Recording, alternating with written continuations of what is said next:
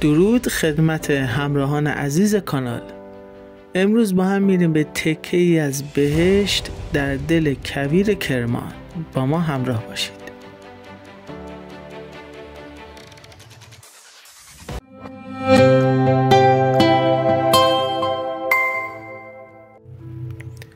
باغ شاهزاده ماهان یکی از باغ‌های تاریخی ایران به شمار می‌رود.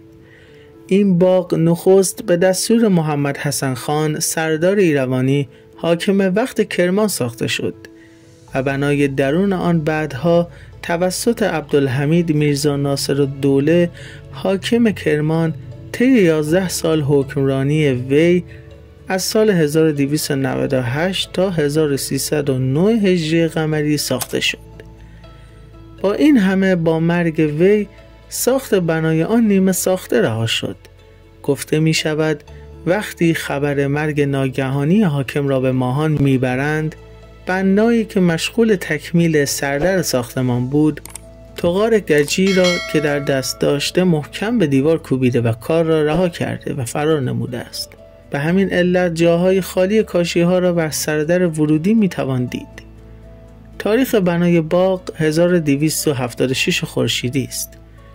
این باغ مساحتی نزدیک به 3.5 هکتار دارد. 2 مجموعه شرقی و غربی دارد. کوشک یا همان عمارت‌های آن بسیار زیباست و به صورت 2 اشکوب ساخته شده است و سردر آن از معماری زیبایی برخوردار است که آن را از سایر باغ‌های ایرانی برجسته می‌سازد.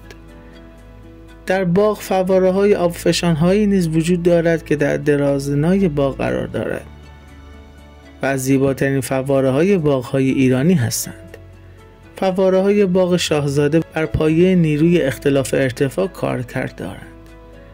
درازای باغ شاهزاده کرمان 407 متر و پهنای آن 122 متر است و از این رو یکی از بزرگترین و زیباترین باغ تاریخی کویری ایران محسوب می شود. این باغ در بیشتر سال و به ویژه در فصل تابستان و بهار بازدید کنندگان پرشماری دارد. جای گرفتن در جاده گذری کرمان به بم و در مسیر جاده کهن ابریشم از عواملی است که این محل را برای احداث یک باغ اشرافی مناسب ساخته است. باغ شاهزاده به گونه‌ای ساخته شده پیشینه دید را از چشم اندازهای درونی را به سان زیر فراهم می‌سازد. هنگام ورود به ویژه در طبقه بالایی سردر خانه به جز نماها و چشم اندازهای بیرونی باغ، چشم انداز 4 باغ و در جهت وارون بر آن و چشم انداز کوه را ممکن می سازد. این چشم اندازهای دیدنی یعنی دیدن جوش و خروش آب، حوضچه ها و آبشارها هر کدام به نوبه خود تأکیدی بر محورهای عمود بر محور اصلی دارند و همراه با آرایش گیاهی چشم اندازهای درونی بیمانندی را به دست می دهند.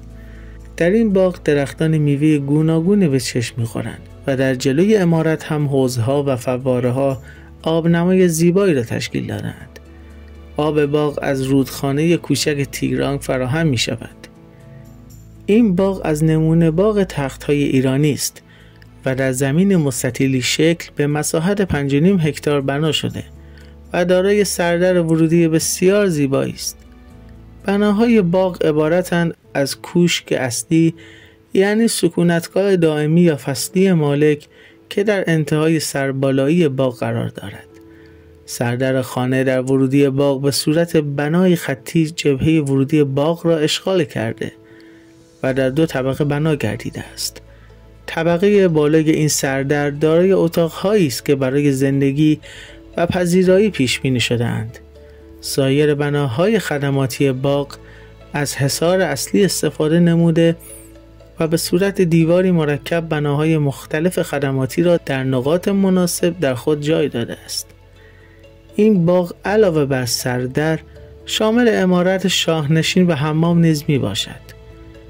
این اثر در تاریخ 14 آبان 1353 در فهرست آثار ملی ثبت شده است و یکی از 9 باغ ایرانی است که در سال 1390 در فهرست آثار جهانی یونسکو به ثبت رسید و اطلاعات این باغ از طرف یونسکو به 35 زبان ترجمه و در نقشه گردشگری یونسکو قرار گرفته است. باغ شاهزاده ماهان باغ 4 فصل است، به این معنا که این باغ در هر زمان از سال زیبایی‌های خاص خود را دارد. در بهار و تابستان این باغ بسیار سرسبز است و گردشگران از قدم زدن در آن حظ وافر میبرند. در پاییز با زرد و طلایی شدن برگ‌ها باغ شاهزاده ماهان هم زیبایی خاص خود را می‌یابد. در برف زمستان تماشای باغ سفید پوش جذابیت خاص خود را دارد. پس از بازدید از باغ شاهزاده ماهان می توانید حس کنید که در دل تاریخ قدم زدید و از تماشای آن لذت می برید.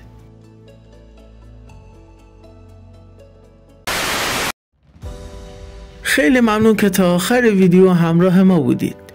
لایک و سابسکرایب رو فراموش نکنید و با زدن روی زنگوله از جدیدترین ویدیوهای ما مطلع بشید. خدا یار و نگهدار همتون.